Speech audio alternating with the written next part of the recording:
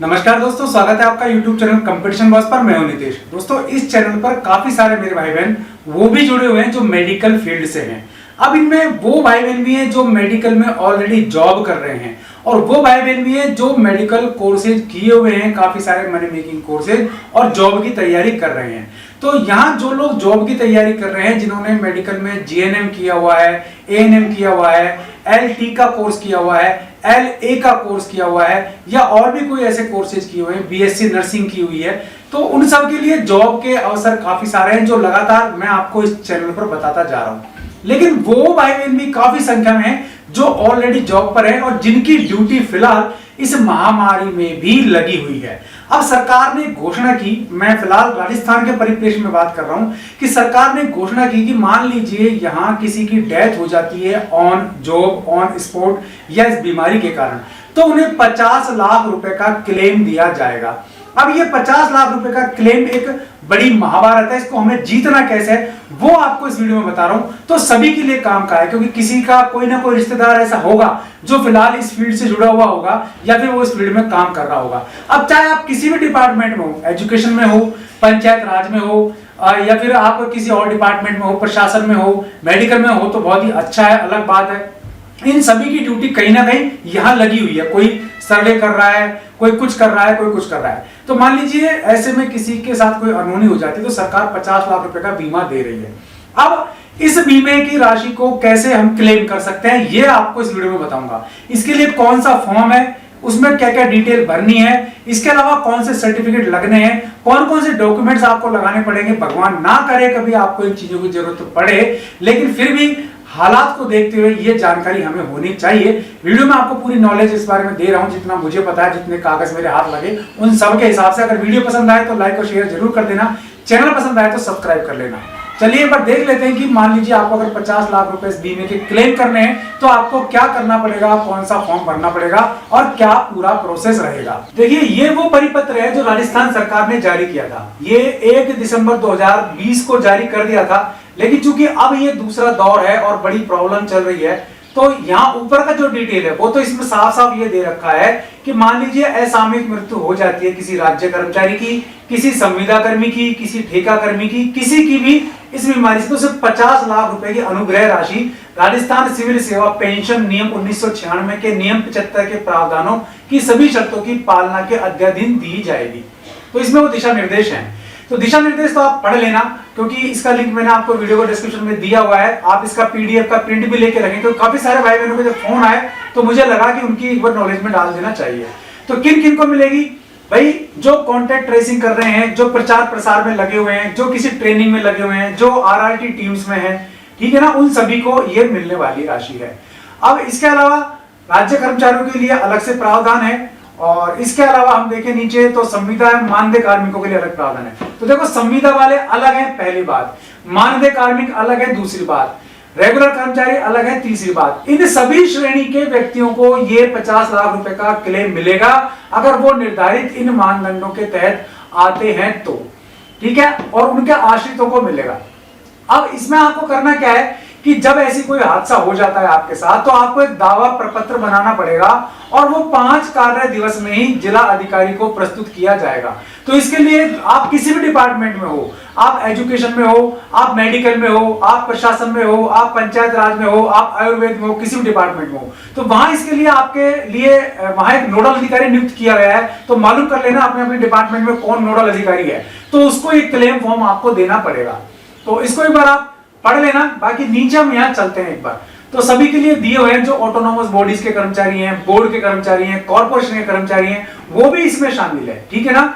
और अब इसमें जो आपको प्रमाण पत्र लगाना है इस फॉर्म को भरने के बाद, तो वो यहाँ दिया हुआ है कि नियंत्रण अधिकारी द्वारा जारी किए जाने वाले प्रमाण पत्र का प्रारूप। वो कैसा प्रारूप है मैं आपको नीचे दिखाऊंगा। निर्धारित दावा प्रपत्र, ये आपको भर के देना पड़ेगा। कैसा है मैं आपको दिखाऊंगा। वीडियो लंबा होगा लेकिन काम का है, छोड़ के मत जाना। चेकलिस्ट, यानी कि आपको कौन कौन से डॉक्यूमेंट लगाने हैं वो सारी भी मैं आपको बता रहा हूं। अब ये एक कॉपी थी जो दे दी, अब यहां हम आ जाते हैं। तो ये क्या है? ये क्लेम फॉर्म है आपका, आपको भरना है। राज्य कर्मचारियों, संविदा कर्मचारी, मानदेय कर्मचारी जिनकी ड्यूटी के दौरान संक्रमित होने, इलाज के समय असामयिक मृत्यु कोविड-19 के संक्रमण के कारण हुई है, उनके आश्रितों को अनुग्रह सहायता राशि भुगतान के संबंध में आवेदन पत्र। तो ये आपका क्लेम फॉर्म है, ये आपका आवेदन पत्र है, ये आपको भर के देना है। लिंक आपको दिया है वीडियो डिस्क्रिप्शन में, पीडीएफ में प्रिंट ले लेना, कहीं से भी निकलवा लेना, इसको भर के देना आपको पड़ेगा। तो बिंदु नंबर 1 में आपको मृत व्यक्ति का विवरण देना है, उसका नाम क्या था, उसके पिता या पति का नाम क्या है, आयु उसकी कितनी है लास्ट जन्म दिवस के अवसर पर, लिंग कौन सा है, पता उनका क्या है, पेशा या व्यवसाय क्या है, किस डिपार्टमेंट में थे, यानी कि ठीक है। अब मौत कब हुई, उनकी दिनांक, और प्रयोगशाला द्वारा जो उनकी पुष्टि हुई है इसकी, तो उसकी चीज आपको लिखनी पड़ेगी।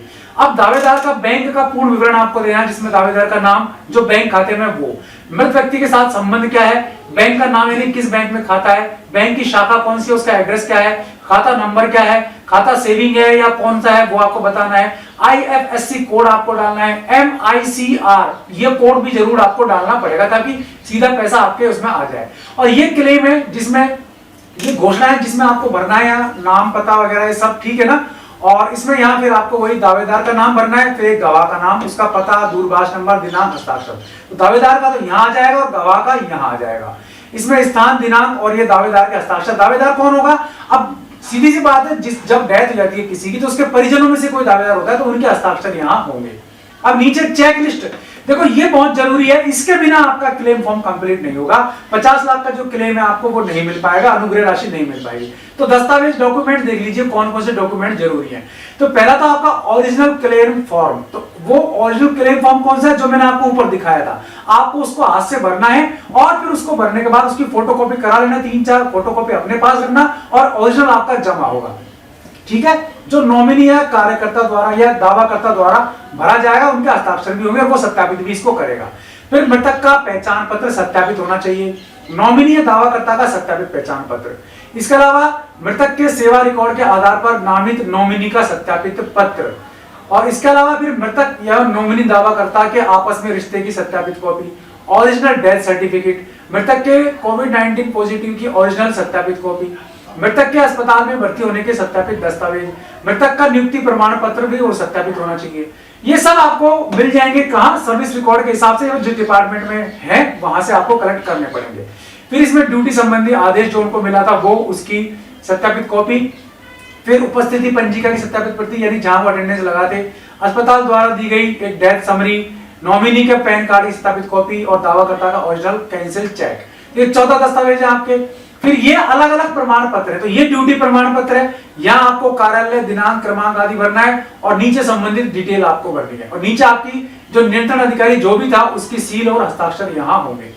और ये उसका ड्यूटी प्रमाण पत्र, अब ये अलग अलग परफॉर्म में अलग अलग दिए हुए हैं। ये मृतक राज्य कर्मचारी संविदा कर्मी मानदेय कर्मी के लिए है, तो इस तरीके से अलग अलग परफॉर्मा है। सारे के सारे परफॉर्मा सबके सब क्लेम फॉर्म मैंने आपको दे दिए हैं पीडीएफ में, पीडीएफ डाउनलोड कर लेना। और ये बड़े काम की चीज है, रखना जरूर, हो सकता है आपके काम ना आए, भगवान ना करे किसी और के भी काम आए, पर जब जरूरत पड़ती है इन चीजों को हम ढूंढते हैं, इसलिए इनकी कॉपी एक बार आपको रख लेनी चाहिए। सारी चीजें सारे डॉक्यूमेंट में आपको एक ही पीडीएफ में अवेलेबल करवा रहा हूं। तो ये वो चीज है जो बहुत जरूरी है, इसकी जरूरत ना किसी को पड़े ज्यादा बेटर, लेकिन जब पड़ती है तो बहुत परेशानी आती है, ढूंढनी पड़ती है, क्योंकि आदमी इतना परेशान हो जाता है वो क्या करे। तो ऐसे में यहाँ सारी चीजें आपको मिल रही है पीडीएफ में, आप उनको एक बार जरूर विजिट करें, इस पर यहाँ पर क्लिक करें, वीडियो डिस्क्रिप्शन मैंने आपको दिया हुआ है लिंक, और उसकी कॉपी लेके रख लें, किसी ना किसी के काम आए तो आप उसको भी दे सकते हैं। और आपके नॉलेज में रहना चाहिए कि भाई ये चीज यहाँ पे पड़ी हुई है, तो ये भी आपको दिमाग में रखना पड़ेगा।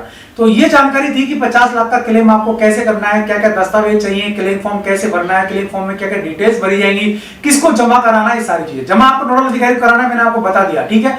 और नोडल अधिकारी को निर्देशित है कि हर सोमवार इसकी समीक्षा बैठक होगी, जितने भी केसेस बीच आएंगे सबकी समीक्षा होगी, और वापस किसी को ये फॉर्म नहीं भेजा जाएगा, कोई कमी आए तो उसको बुला करके कंप्लीट करवाई जाएगी, यानी कि सरकार इसको रोकेगी नहीं, इस पैसे को तुरंत जारी कर देगी। तो ये थी जानकारी। अगर वीडियो पसंद आए तो यार लाइक और शेयर जरूर कर देना, चैनल पसंद आए सब्सक्राइब कर लेना, बेल आइकन दबा देंगे आप तो वीडियोस के नोटिफिकेशन आपको मिलते रहेंगे। आज के लिए इस वीडियो में इतना ही, ऐसे किसी यूजफुल वीडियो में फिर मिलूंगा, तब तक के लिए नमस्कार।